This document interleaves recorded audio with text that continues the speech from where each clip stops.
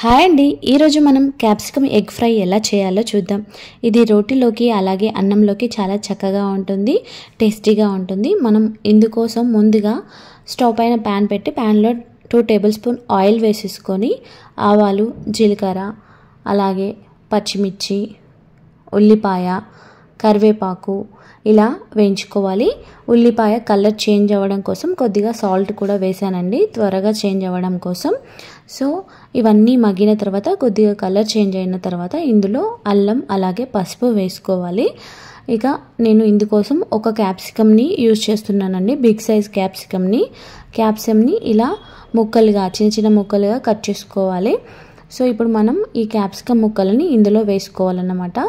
వేసుకొని కలుపుకొని కొద్దిసేపు ఒక 5 మినిట్స్ అలా మూత పెట్టేసుకోవాలి, క్యాప్సికమ్ ముక్కలన్నీ మగ్గే వరకు. అండి క్యాప్సికమ్ ముక్కలు ఇప్పుడు మనం స్పూన్తో ఇలా కట్ చేస్తే కట్ అవుతాయి. సో ఇప్పుడు క్యాప్సికమ్ ముక్కలన్నీ సైడ్కి అనుకొని ఇలా మనం మిడిల్లో ఎగ్ వేసుకోవాలన్నమాట.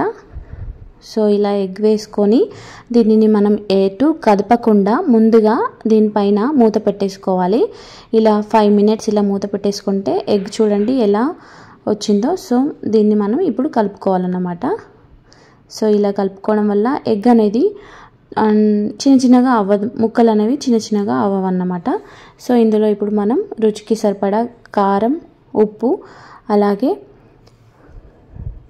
ధనియాల పౌడర్ వేసుకుందామండి. వేసుకొని కలిపేసాను. సో ఇప్పుడు మనం ఇంకొంచెం వీటన్నిటితో మగ్గే వరకు ఇంకొంచెం సేపు ఒక 5 మినిట్స్ అలా క్యాప్ పెట్టేసుకోవాలి. సిమ్లోనే పెట్టండి, ఫుల్గా పెట్టద్దు, మీడియంగా పెట్టద్దు, సిమ్లో పెట్టేసి క్యాప్ పెట్టేసుకోవాలి. ఒక 5 మినిట్స్ పెట్టేసుకుంటే మనకి క్యాప్సికమ్ ఎగ్ ఫ్రై అనేది రెడీ అయిపోతుంది. సో మనం క్యాప్సికమ్ ఎగ్ ఫ్రై చపాతీలోకి కానీ అన్నంలోకి కానీ చాలా బాగుంటుందండి. మీరు కూడా ట్రై చేయండి. ట్రై చేసి కామెంట్ సెక్షన్లో కామెంట్ చేయండి. అలాగే వీడియోని చూసి లైక్ చేయండి, షేర్ చేయండి, సబ్స్క్రైబ్ చేసుకోండి. అలాగే మా వంటకాలు మీకు మీరు ఇంకొంచెం డిఫరెంట్గా చేస్తే కామెంట్లో చెప్పండి, ఎలా చేయాలి, ఏమేమి ఇంగ్రీడియంట్స్తో చేయాలి అనే విషయాన్ని మేము కూడా నేర్చుకుంటాం. So thank you for watching.